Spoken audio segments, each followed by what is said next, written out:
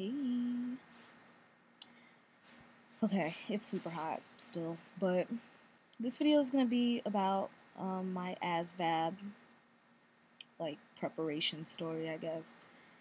And I took the ASVAB in October of this year, so October 2014, and I was in the middle of, like, my first semester of my senior year at San Diego State, so I really didn't have a bunch of time to like devote to studying for the ASVAB, especially because like a lot of what's on the ASVAB is like 9th and 10th grade like level questions, and I realize that it's not easy for everybody.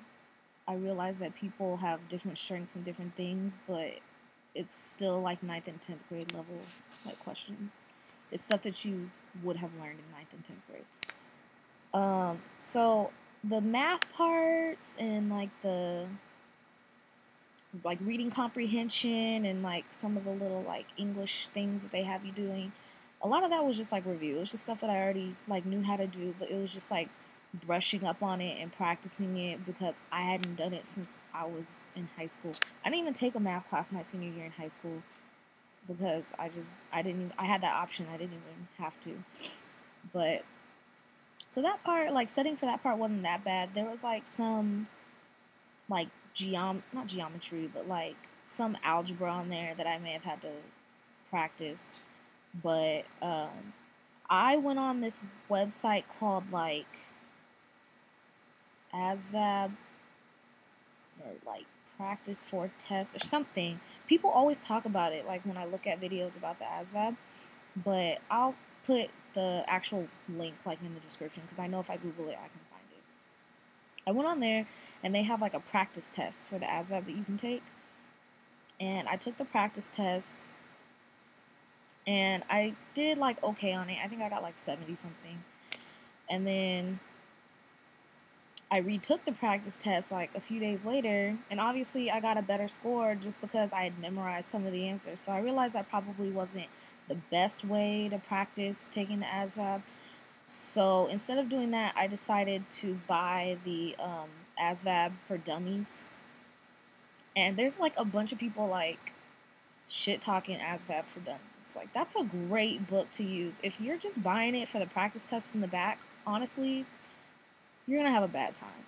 Like, the information that it has in it about each section of the test is so good. Like, I don't even think I took any other practice tests from ASVAB for Dummies. I just like read the book like in my spare time, and I would like read up on things that I knew that I needed to brush up on. Like, I didn't really know anything about mechanical or electrical, so I spent most of my time like reading up on those things and just learning. Like, it gives you like general basic information about all that stuff so that if you see anything pertaining to that subject on the test, you can kind of like remember like, oh, I read about that like in ASVAB for Dummies. That's like what studying is. So that really, really, really helped me a lot. And the questions that like the math questions and stuff, like there's some like little rules and stuff that I had forgotten since being in high school that were on there, so I could like read up on that, and like it jogged my memory, and I was like, oh yeah, I remember how to do that. So I think it's a really good book and it really helped me. But before I could actually go take the ASVAB, I had to go to my recruiter and I had to take a practice ASVAB. And so the practice ASVAB is way harder than the actual ASVAB. I don't know why, but you only get like probably like 20 minutes or something, like 20 or 30 minutes or something to do the practice ASVAB. And the questions are way harder and they give you way less time for each question. And they like time you, and they don't time you in the real ASVAB. So I don't think. Well, they don't time you for each question in the real ASVAB. Actually, they do. But you get more time. But it was way harder. I think on the practice ASVAB, I got like a 55 or something. And he was like, all right, that's good enough for me to go take the real ASVAB. And I'm thinking in my head, like, that's terrible. It's like barely passing for the Air Force. So, but I figured like the real test wasn't going to be that hard because the practice ASVAB that I took on that website and the questions in ASVAB for Dummies weren't that hard. So I just kept reading the book like in my spare time when I wasn't studying for like midterms and stuff. And then finally, my recruiter sent me like, or gave me like this paper that you have to, it's like a request for examination or something, and you have to take that with you to when you go to MEPS. And I live like literally an exit away from MEPS in San Diego, so I didn't have to like do this whole like day trip with the shuttle and a hotel. Like I didn't have to do all that stuff. I just woke up early and I went there. Man, I got there and they gave us like a briefing, and we took the we got in there and we took the test, and there was like a bunch of computers and stuff. So I took the computer version, and in the computer version, I'm pretty sure you're timed per question, but they give you like a pretty good amount of time per question, because they give you 3 hours to do the test, and it only took me like an hour to do the test. So I was doing a lot of I was like speeding through a lot of questions. I think I took the most time on like the math part, probably because they gave you like scratch paper to like write out the problem so you can like, you know, figure it out. And so that's pretty much like where I took most of the time. I also took a lot of time, well, more time than the rest on like electrical or something like that, because a lot of the stuff kind of is, it's not super hard. It's kind of like common sense kind of. Oh, that's bad. I don't want to say common sense because some people find it hard. That doesn't mean you're like stupid. A lot of it, like if you draw it out, it's a little easier to like figure out, because like you can kind of see things, the way things might be moving like in your mind. That's just how I think, I guess.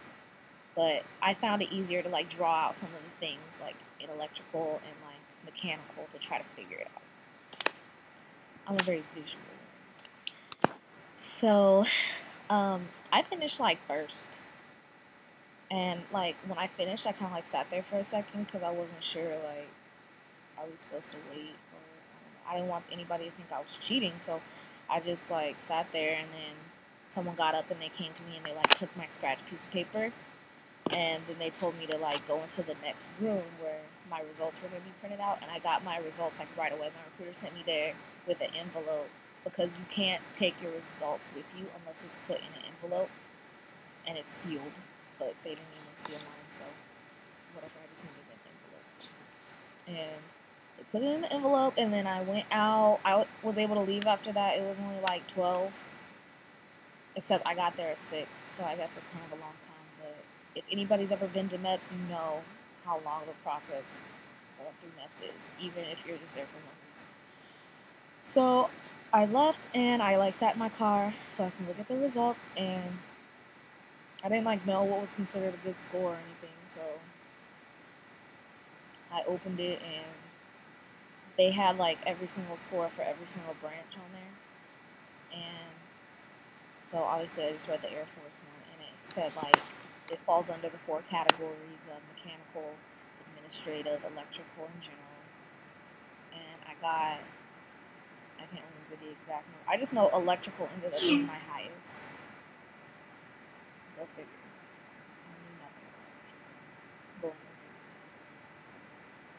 I was able to like guess my way through. But that ended up being my highest. I know for sure that was like an 88. And then I like couldn't find what my actual score was, so I called my mom and I just told her what like my individual scores for like each aptitude area was, and she was like, that sounds like it's pretty good. But she was like, call your recruiter and tell her, and that way she can get you scheduled for your physical next. So I called my recruiter, and I was like, I don't really know what I actually got on the ASVAB. I just know what I got like on the 4 aptitude areas. And she was like, oh, it's at the very bottom under a PT percentile score, blah, blah, blah. So I went all the way to the bottom, and I ended up with a score that qualified me for every job. So that's really relieving. And I realize that a lot of people don't find the information that's on the ASVAB easy. And I see a lot of people who end up with like 50s or lower, and they're like really stressing out and stuff like that. But and so I've always kind of been like a good student. Like, I like school, I like math, I like English, I like that kind of stuff. So it wasn't really that hard to me, but I realized that not all people are like that, and people have weaknesses and stuff. So like the only thing that I could say is just make sure that you just read the material, not just do the practice tests.